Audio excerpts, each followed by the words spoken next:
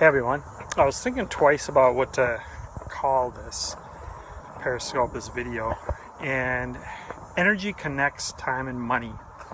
What I've been noticing about business, I was just actually talking to my brother, and I was talking to my friend Gino and David, and we were talking about the past and how everybody knows everybody on a couple different conversations, and it's just, you realize it's such a small world, and you realize a lot of people need to know somebody, or they know somebody, they just don't yet know it. And it's through the social graph and kind of how Facebook connected us on that kind of way. So kind of reminds me a little bit of when the student is ready, the teacher will appear. Everything, time is an illusion. It goes backwards and forwards and all that kind of stuff. Some of our new perceptions change our past memories and all that. I don't want to get too much into all that. I want to get more into maybe real estate or business and some things I've learned about marketing. There's a famous quote out there that says, people buy based on emotion, back it up with logic. I read something yesterday that said business to business is more about the research and the logic and all that kind of stuff. And the example I would give, so a few different people I've learned from, trying to think of how to set this up. If you went to college for 4 years to learn a topic and you majored in it, and you then became a salesperson for what you majored in, you get on the phone with people and you'd call them and you'd be like, well, I need to keep my job, so I need to sell people, I need to close them, I need to convince them. Well, the thing is you spent 400 hours or whatever it is learning that stuff through college, and others are just getting a random cold call from you, so you can't really convince them and expect them to come up to speed to where you're at. So a couple things have to happen. One is you have to do a lot of follow-up, build a relationship, build trust. The other thing that has to happen is you have to get extremely good with communicating it in a simple way that they understand. So that happens a lot. So here's a few different teachers I've learned a lot from for marketing and sales and real estate and business and all that kind of stuff. And I want to give it to you on a higher level so you understand it. Abraham Hicks teaches us a lot about not thinking about the current reality, but feeling the energy of the future of what you're trying to envision. And then you don't always know the how, but it's kind of through the law of attraction, those things kind of come towards you. Those opportunities present themselves. So that is Abraham Hicks. It's kind of the processing through the emotions and the journey and what you're going through. And then you have copywriting. Dan Kennedy taught me about the people are bridging too far. You're trying to skip too many steps. Also, there's the cheese and whiskers through Dean Jackson, which is really good. I believe he was trained also by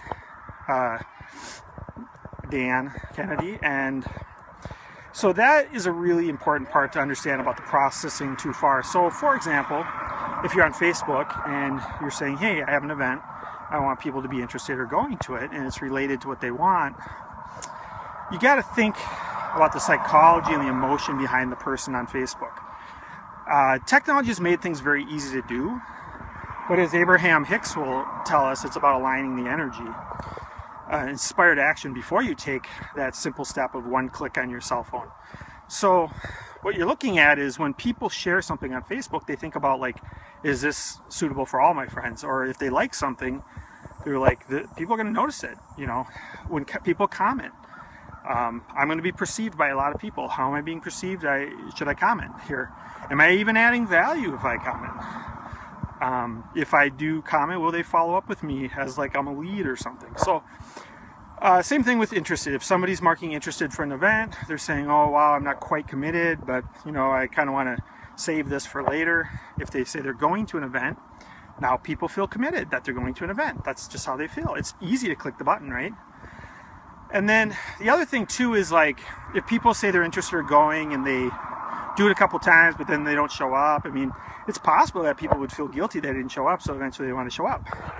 So it's really interesting, the psychology and the inspired action behind what makes people do what they do. So then there's this idea of following up with people on Facebook. You get them to click something and then you follow up with them, sequential process, and give them more information and more information, follow up, until they become eventually comfortable with that. It's very subtle. It's a lot different in the internet nowadays. You got to get behind the psychology of it and understand that they need to remove the resistance, and it takes time. That's where Dean Jackson talks about more cheese, less whiskers. The whiskers being the resistance, and just keep giving people cheese. Dan Kennedy talks about as like a salesperson, it's really hard to understand why somebody wouldn't just go to like a financial planner meeting or mortgage broker or real estate person. But it's like you're bridging too far. It's a one-on-one conversation. That's why people sometimes go to seminars. That's why people would rather watch a seminar on TV, or on video online, because then they don't have to get in their car and pay for gas and look for parking and all that. You're just removing that resistance, right? And then when we get into the business world and you go through your journey in life from personal to business, we're talking about somebody who's really good at copywriting but doesn't say he is, and that's Robert Kiyosaki. And he's a really good storyteller, and he talks about going from the employee quadrant to self-employed quadrant to the business quadrant to the investor quadrant. What I see happen too much, especially in real estate, is people try to go from the employee quadrant to the investor quadrant in months or a year or two. And I think it can take a lot of people 10, 15, 20 years. You can get 500, 1,000 cash flow. I mean, I don't want to say it's not possible. You can do it. You can definitely figure out how to get the 5,000 a month cash flow. It's just a lot of people don't know the real cycles as far as siding and roofing, so they don't have the budgeting right. So the business is about the cash flow quadrant, it's about the budgeting. Personal is about pay cycles and budgeting. And you just got to kind of emotionally get yourself through those different cycles and different quadrants to get up to the investor quadrant. So where that comes full circle is, I was thinking about it, and like, I don't want anyone to feel pressure to ever feel like they have to be an investor or try to retire with 8,000 passive income. We're in a disruptive technology world right now, a technological world, a lot of innovation, and our lives are more remote. People are working from home, they're working from their phones. This started a long time ago, it's nothing new, but it's happening more and more. And when I told you about the resistance and how people, when the student is ready, the teacher will appear, this is where the energy comes in. This is where people are in different timetables, different timelines. And you have to qualify your time and qualify your money, monetize what you're doing. And that's where that energy, if you play it just right, you can monetize it correctly. And that's where the energy is the bridge for the time and the money. So that's why if you can remove that resistance, you can break it into smaller steps. For example, if you're on like Facebook and you're just like, oh, come to my seminar and it's going to be great and it's going to cost $100, whatever. If you just keep doing that every day, they're just not going to magically be ready for that someday. I mean, you got to break it into smaller steps. Let them build up trust. Which leads me to a quote by Seth Godin that I've mentioned a few times, and I'll keep mentioning it because it's genius. And he says, I'm paraphrasing, of course, people don't always believe what you tell them. They sometimes believe what you show them. They often believe what their friends tell them, but they always believe what they tell themselves. So when you get into more like business socials like I do, and you get into those situations, there's a lot of friends of friends, and you kind of skip to the third step and the trust builds up. It's kind of like a subconscious, unspoken word of mouth referral in a way. And I just learned to socially engineer, get everyone working with each other. And then really the only step that's left is just for people to trust themselves or believe it themselves. And I've had a lot of luck with the idea of positioning in joint ventures, and the idea that we just have to have an alignment, like a meeting of the minds.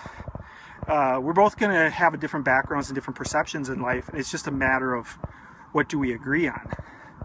And it's a process. I mean, I've done it with some people where it takes a couple years. And it doesn't mean you're doing it every day for a couple years, but again, you got to qualify your time and your money to get to that point. And just people respect each other, that they've just got different paths and different educational levels. And it works out pretty good. You become good friends in the end, and big visions are out there. So that's my news for you guys today. I'm going to put this on YouTube and Facebook and Instagram and LinkedIn and everything. So you guys have a good day.